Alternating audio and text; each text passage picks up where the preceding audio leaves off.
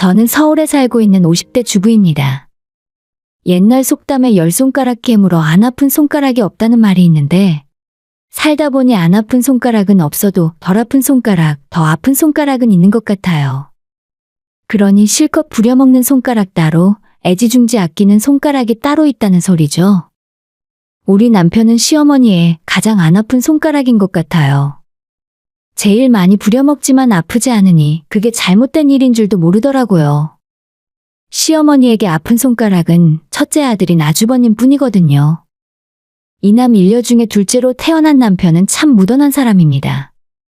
좋게 표현해서 그렇다는 거고 여기저기 이용당하거나 호구 잡히기 딱 좋은 만만한 사람이죠. 남들이 하는 곤란한 부탁도 거절 못하고 다 들어주고 어지간한 일에는 화도 내지 않아요. 그래서 사람들한테 자주 이용당하더라고요. 특히 저희 시댁 식구들이 그 범인입니다. 남편과 저는 직장 생활하면서 만났어요. 둘 다 마을금고에서 일을 하고 있었습니다.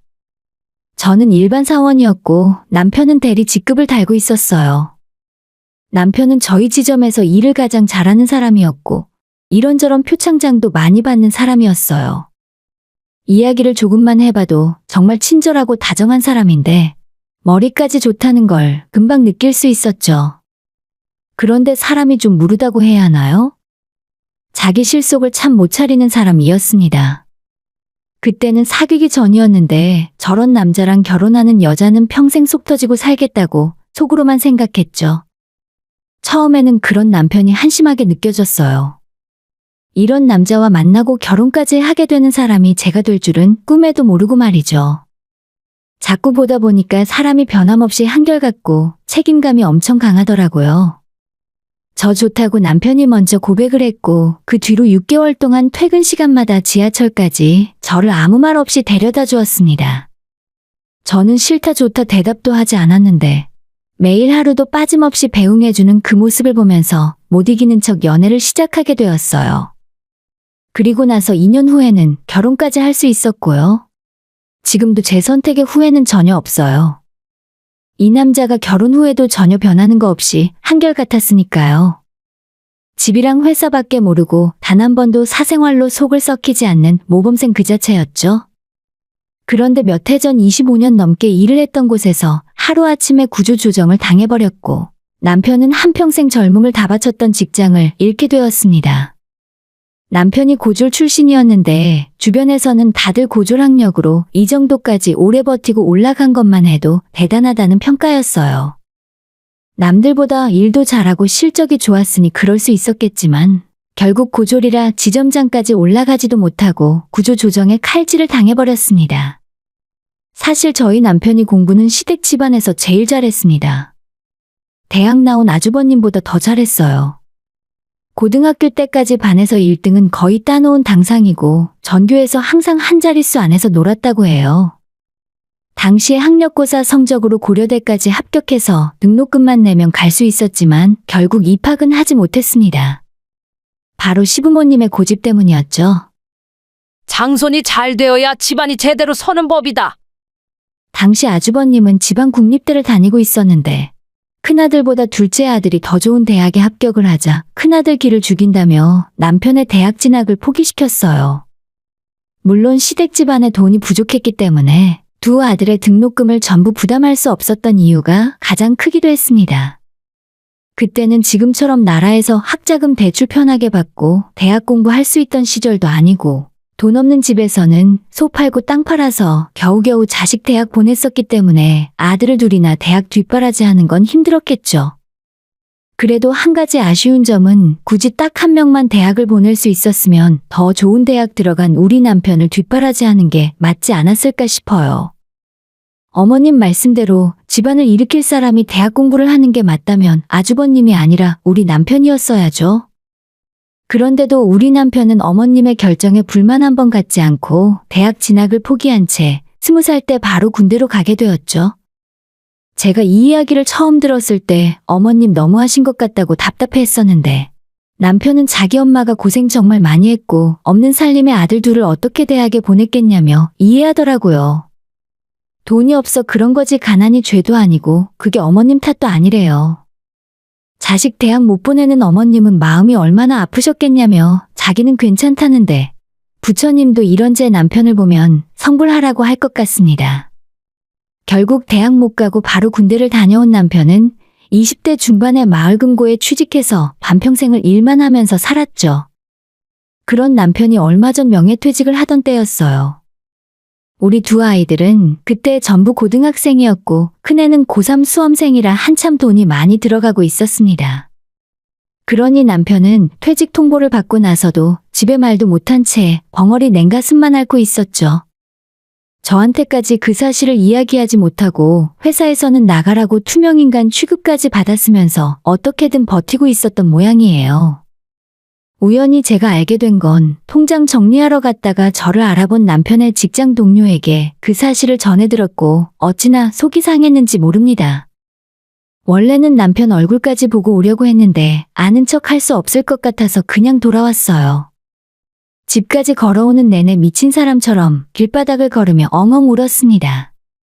내 남편이 너무너무 불쌍해서요. 저한테 말도 못하고 얼마나 혼자 속을 끓고 있었겠습니까?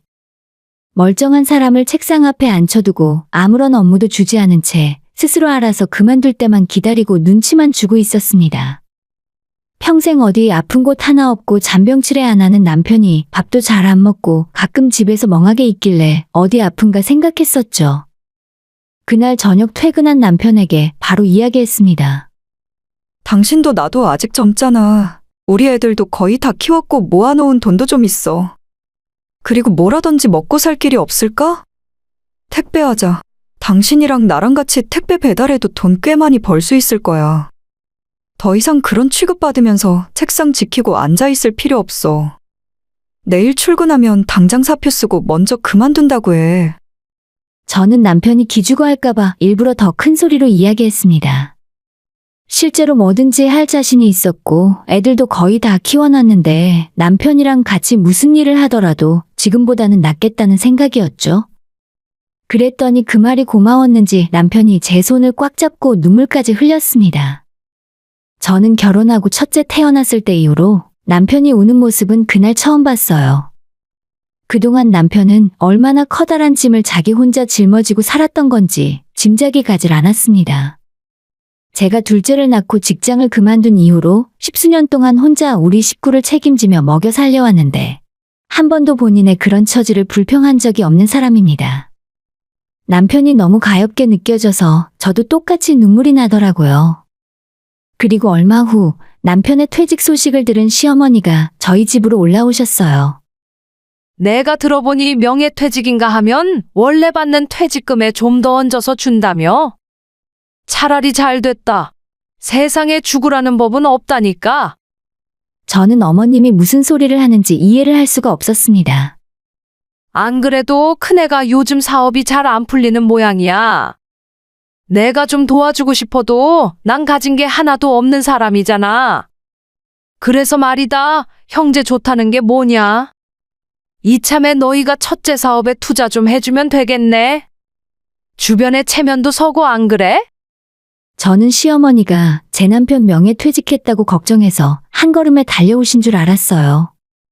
그런데 저희 집안 문제는 안중에도 없고 남편 퇴직금을 아주버님 사업자금으로 쓰자 하시더라고요. 남편은 아무런 말이 없었고 저는 그건 좀 곤란할 것 같다고 말씀을 드렸습니다. 내가 언제 너한테 이야기했냐? 내 아들한테 말하는 중이잖아. 너는 빠져. 어머님이 버럭 소리를 지르는 바람에 너무 깜짝 놀랐어요. 한참을 어머님이 퇴직금을 달라는 소리를 하셨지만 남편은 끝까지 대답하지 않고 일단 어머님을 다시 내려보냈어요. 어머님이 돌아가고 난 뒤에 저는 남편에게 당신 퇴직금은 절대 안 된다고, 우리 아이들도 있고 노후 준비도 해야 하니까 절대 빌려주면 안 된다 했더니 자기도 알고 있다고 고개를 끄덕이더라고요. 그렇게 어머님을 보내고 나니 며칠 뒤엔 아주버님까지 우리 집을 찾아왔습니다. 어머님이나 아주버님이나 꼭 남편이 회사 그만두고 퇴직금 받기만 기다리고 있던 사람들 같았어요. 나 진짜 이번에 망하면 우리 식구 전부 길바닥에 나앉아야 해. 정부 지원 사업 신청해 놓은 게 있거든. 그거만 되면 완전 역전홈런 치는 거야. 딱 1억만 빌려줘. 석 달만 쓰고 이자 쳐서 갚을게. 처음에는 1억을 빌려달라고 하길래 제가 절대로 안 된다고 펄펄 뛰었고, 나중에는 아주버님에 이어 어머님까지 전화통화로 합세를 해서 남편을 공격해댔습니다. 결국 마음 약한 남편이 5천만 원을 빌려주기로 하고 나서야 상황을 끝낼 수 있었습니다. 사실 이번이 처음도 아니고 예전부터 어머님이나 아주버님 그리고 신우까지 그 집안 식구들이 무슨 일만 생기면 남편한테 돈 뜯어가더니 그 버릇이 아직도 고쳐지지 않나 봐요. 남편은 결혼 전에 혼자 자취하며 버는 돈으로 자기 집세 내고 생활비 하면서 어머님 용돈에 막내 신우 용돈까지 챙기면서 살았어요. 그뿐인가요? 아주버님이 대학 졸업하고 한동안 취직이 안 되어 남편 자취방에 빈대부터 1년 넘게 백수로 놀고 먹을 때 그때 아주버님 용돈까지 주면서 먹여 살렸던 것도 우리 남편입니다. 근데도 저희 어머님은 철마다 큰아들한테 보약을 지어 보내시면서도 저희 남편한테는 쌍화탕 한 번 사서 보내신 적 없으셨고요. 한 배로 낳아 기르면서 어쩌면 그렇게 큰아들에게만 모든 정성을 쏟으신 건지 저도 애 둘을 키우는 입장에서 전혀 이해가 가질 않습니다. 오죽하면 제가 남편이 어머님이 낳은 친아들이 맞나 의심까지 했었어요. 그래놓고 이제 와서 둘째 아들이 평생 고생해서 벌게 된 퇴직금까지 털어가겠다고 큰아들과 둘이 혈안이 되어 달려드는 모습을 보니 없던 정도 탈탈 털리고 말았습니다. 근데 딱 석 달만 쓰고 갚겠다고 하던 5천만 원이 결국엔 어떻게 되었냐 하면 이미 저희 남편한테 돈 빌리러 왔을 때는 사업이고 뭐고 다 망한 상황이었어요. 남편뿐만 아니라 여기저기 주변의 돈도 많이 빌렸고 결제 대금도 하나도 주지 않은 채 미국으로 도망쳐버렸습니다. 저는 전혀 몰랐는데 형님이나 그 집안 식구들은 몇 달 전에 미리 미국으로 보내놓은 상태였고 아주버님이 마지막으로 돈을 싹 긁어모아서 도망간 거죠. 어머님은 처음엔 자긴 몰랐다고 나한테까지 속일 줄은 몰랐다고 하셨지만 사실 이미 알고 계셨어요. 그래놓고 큰아들이랑 입을 맞추고 저희를 속여 먹었던 거죠. 남편은 얼마 후에 다시 취직을 할 수 있었습니다. 그 전에 경력을 살리지는 못하고 작은 중소기업 제조회사로 들어가게 되었어요. 그쪽 사장님이 남편이 일하던 마을 금고의 주요 고객이셨는데 남편이 일을 그만두었다는 소식을 듣고는 자기 회사에서 같이 일을 해보면 어떻겠냐고 먼저 연락을 해주셨어요. 10년 넘는 오랜 시간을 거래하며 남편이 일하는 걸 봐왔기 때문에 이 사람이면 신용이 있다 생각했고 그래서 먼저 같이 일하자고 말씀을 하셨나 봐요. 그게 그 상황에서 어찌나 감사하던지. 남편은 현장 생산직은 아니었고 격리부서의 부장급 경력직으로 들어가게 되었습니다. 나름대로 큰 회사를 다니다가 작은 곳으로 옮기게 되니 한동안 힘들어할 줄 알았는데 꼭 그런 것도 아니더라고요. 남편은 예전이랑 똑같이 정말 열심히 일을 했고 사람들이랑 잘 어울리는 것 같았습니다.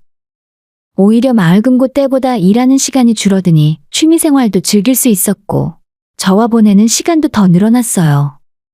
그렇게 몇 년이 더 지났고 어느 날 어머님이 연락도 없이 저희 집에 찾아오셨습니다. 평소에는 우리 집에 오실 때 빈손으로 왔다가 두 손 가득 챙겨가시는 게 기본인데 이번에는 직접 짠 참기름부터 어머님이 손수산에서 뜯어말린 나물이며 반찬들까지 바리바리 싸들고 오셨어요. 이런 적이 처음이라 대체 무슨 일인가 싶어서 오히려 불안했죠. 근데 어머님이 뜬금없이 저희 남편 건강은 괜찮은지 물어보시더라고요. 요즘 아범 건강은 어떠냐? 어디 아프고 그런 곳은 없지? 네, 지금 다니는 회사가 마음에 드나 봐요. 예전보다 훨씬 좋아요. 그때까지만 해도 어머님이 우리 남편 건강을 챙기는 이유를 전혀 몰랐어요. 그냥 아끼던 큰아들 미국 보내고 다시 만나기도 힘든 사이가 되니까 이제서야 착실하게 사는 작은 아들이 신경 쓰이는가 보다 정도로 생각했죠. 그리고 그날 저녁 늦은 시간에 작은 방에서 남편과 어머님이 한참 이야기를 나눴습니다. 둘이 할 이야기가 있다고 하길래 저는 안방에서 TV를 보고 있었습니다. 한참 지나서 안방으로 들어온 남편의 얼굴은 어두웠고 거실로 나가보니 어머님은 뭐가 기분이 좋은지 싱글벙글 하셨어요. 그럼 오늘 이야기는 잘 된 걸로 알고 나는 먼저 가보마.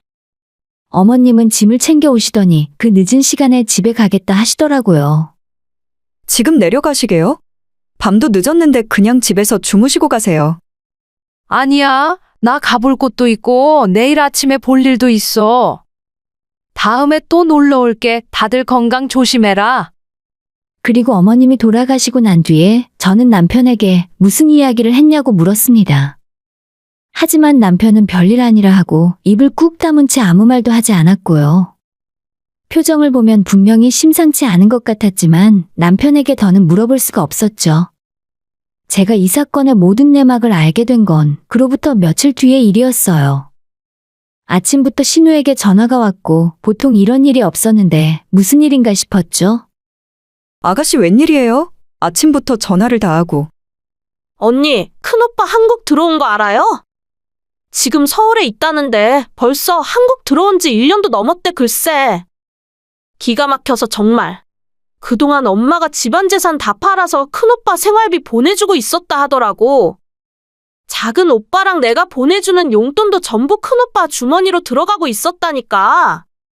진짜 망치로 머리를 한 대 맞은 것처럼 띵해졌습니다. 사건의 전말을 살펴보면 제 남편 퇴직금을 포함해 주변 사람들 돈을 싹 다 긁어서 미국으로 도망갔던 아주버님은 그곳에서 한국 사람에게 사기를 당했고 신분도 없고 가져간 돈도 떨어지자 하루 벌어 먹고 사는 막노동 같은 일을 했었다네요. 불법 체류자 신분이 되고 더는 미국에서 아무런 미래가 보이지 않자 어쩔 수 없이 한국으로 몰래 들어오게 된 거죠. 그런 아주버님을 어머님께서 식구들한테도 알리지 않고 몰래 뒷바라지를 하고 있었나 봅니다. 언니, 근데 언니는 아직 못 들었죠? 간 이식 수술 받아야 한다는 소리. 간 이식이요? 그게 무슨 말이에요? 아니, 내가 이럴 줄 알았어. 하도 답답해서 언니한테 말을 해줘야겠다 싶더라니까. 작은 오빠 진짜 바보 아니에요? 어쩌자고 간을 덜컥 기증해준다는 소리를 해. 이미 엄마랑 같이 병원에 가서 이식할 수 있는지 검사까지 다 받았다 하더라고. 알고 보니 미국 생활하고 한국에서도 고생을 하고 술을 퍼마시면서 아주버님의 간이 완전히 못쓰게 되어버렸고 이미 간 이식 말고는 다른 방법이 없나 봐요. 그래서 어머님이 저희를 찾은 이유도 남편의 간이 필요해서 찾아왔던 겁니다. 저는 신우의 전화를 끊고 당장 어머님께 전화를 걸어 따졌습니다. 그래. 내가 형한테 간 좀 떼어주라고 했다. 그게 뭐 잘못이냐? 어머님, 그게 왜 별일이 아니에요. 사람 몸 안에 들어있는 장기잖아요. 그런데 그걸 어떻게 어머님 마음대로 주라 마라 하시는 건데요? 딴 놈한테 주라 한 것도 아니고 자기 형 살리는 일인데 못할 게 뭐 있니? 괜히 입 놀려서 식구끼리 분란 만들지 말고 너는 이번 일에 빠져 있어라. 큰아들 간 이식 필요하다고 작은 아들한테 간 내놓으라고 하는 부모가 세상에 어디 있겠나 싶었습니다. 저는 절대 안 된다고 단칼에 거절하고 무슨 일이 있어도 절대 간 이식 수술에 동의 못한다 말하고 전화를 끊어버렸어요. 저녁에 집에 들어온 남편한테도 당신 나 몰래 아주버님 간 이식 수술하기로 했냐 물어봤더니 아직 확실하게 하기로 결정한 건 아니라고 대답했습니다. 저는 절대 찬성 못하고 내 눈에 흙이 들어와도 안 된다고 이야기했습니다. 바로 다음날 아주버님과 어머님 그리고 형님까지 저희 집에 달려왔어요. 주말이라 남편과 저는 집에서 쉬고 있었는데 이게 무슨 일인가 싶었죠? 어머님은 마치 떼인 돈 받으러 온 사채꾼처럼 저를 보자마자 삿대질까지 해가며 화를 내셨습니다. 너가 반대할 거라고? 네가 뭔데 우리 집안일에 함부로 끼어들어? 저는 어머님한테 아주버님한테도 다 큰 자식들이 있는데 왜 우리 남편한테만 이식을 해달라 하냐고 따졌습니다. 그러자 이번에는 아주버님이 답답하다는 듯 저한테 이런 말을 하더라고요. 재수씨, 대체 어떤 애비가 자식간을 달라고 합니까? 앞길이 구만리인 젊은 애들인데 기가 막혀서 정말. 자기 아들 가는 귀에서 달라고도 못하겠고 저희 남편 가는 달라고 하는 건가요? 저는 아주버님에게 염치 없이 간 달라는 소리 하지 말고 우리한테 빌려간 5천만 원이나 당장 갚으라고 소리 질렀습니다. 동서 진짜 인정머리 없다. 우리 식구 지금 너무 힘든 상황이잖아. 난 도련님이 우리 애아빠랑 같은 처지였으면 그까짓 간 정도는 떼어주라고 했을 거야. 다 떼어주는 것도 아니고 조금 나눠주는 건데 이 난리를 쳐? 하여간 없이 살아서 베풀 줄을 몰라요. 형님 입에서 왜 이 소리가 안 나오나 했습니다. 예전부터 자기 친정이 조금 먹고 살만하다며 저를 얼마나 깔봤는지 몰라요. 툭하면 가난한 티난다 그러고 제가 입는 옷이나 신발을 보면서 없는 티 내지 말고 좋은 메이커 걸치고 다니라던 사람이 저희 형님이란 사람이죠. 저는 남편 가난하 지켜보겠다고 그 집안 식구들이랑 싸우고 있는데 정작 남편은 뒤에서 입을 쿡 다물고 있었어요. 이번에도 남편은 자기 간을 떼어서 형한테 줄 생각인 것 같아 벌써부터 속이 뒤집어지는 기분이 들었어요. 다들 그만 좀 하세요. 앞으로 한 번만 더 우리 집사람에게 모욕적인 말을 하면 저도 참지 않겠습니다. 그리고 형, 미안한데 나 형한테 간 못 줘. 처음에 형 아프다는 말 듣고 고민했던 것도 사실이고 엄마 따라 병원 가서 검사까지 받긴 했지만 나도 우리 집안 책임져야 하는 가장이야. 내가 병원에 누워있고 후유증이라도 생기면 형이 우리 집안 다 먹여 살릴 거야? 도련님 겨우 그런 게 걱정이셨어요? 걱정 마시라니까. 그런 거라면 제가 다 알아서 해줄 수 있다니까요. 형수도 헛소리하지 마세요. 제가 한두 번 당합니까? 내 몸에서 간 빼가고 나면 바로 안면몰수할 인간들인 거 모를 줄 알아요? 남편은 그동안 참아왔던 울분을 터뜨리며 형과 형수에게 소리를 질렀고 옆에 있던 시어머니는 자기 형 아픈데 어떻게 너가 그럴 수 있냐며 통곡을 시작하셨어요. 엄마도 나한테 그만해. 나도 지금까지 가족 위해서 희생 많이 했어. 근데 왜 맨날 나만 희생해야 돼? 형이 저렇게 된 건 엄마 탓도 있어요. 그러니까 이제 저한테 떠넘기지 마시고 엄마가 다 책임지세요. 간을 주던 돈을 주던 엄마가 알아서 하시라고요. 그렇게 그 집안 식구들을 다 쫓아내버렸고 평생 아무 말 없이 하자는 대로 하고 살던 작은 아들에게 이런 소리를 듣게 된 시어머니는 너무 놀라서 아무 말도 못했습니다. 저희 집에서 쫓겨나면서도 아주버님은 어떻게 그럴 수 있냐. 진짜 내가 어떻게 되어도 상관없냐면서 징징대더라고요. 저런 게 집안의 장남이랍시고 그동안 내 남편 피를 쪽쪽 빨고 있었나 싶었죠. 그날 집에서 그 인간들을 쫓아내고 며칠 동안 더 전화가 오고 한 번만 다시 생각해달라고 했지만 남편은 마음을 바꾸지 않았습니다. 사실 거의 인연을 끊은 거나 마찬가지예요. 평생 순하게 굴던 남편이 화를 내니까 진짜 무섭긴 하더라고요. 간 이식을 못 받게 된 아주버님은 결국 자기 아들에게 이식을 부탁했지만 제가 신우에게 듣기로는 그 집 아들도 무섭다며 이식 못 해주겠다고 했나 봐요. 아들도 못 준다고 하는 걸 왜 우리 남편에게 달라고 하는지 모르겠습니다. 저는 이미 그 집안 식구들이랑 인연 끊을 생각을 하고 있고 남편도 저랑 마찬가지일 거예요. 평생 뒷바라지하고 살았으면 됐지. 대체 어디까지 바라는 건지 모르겠습니다.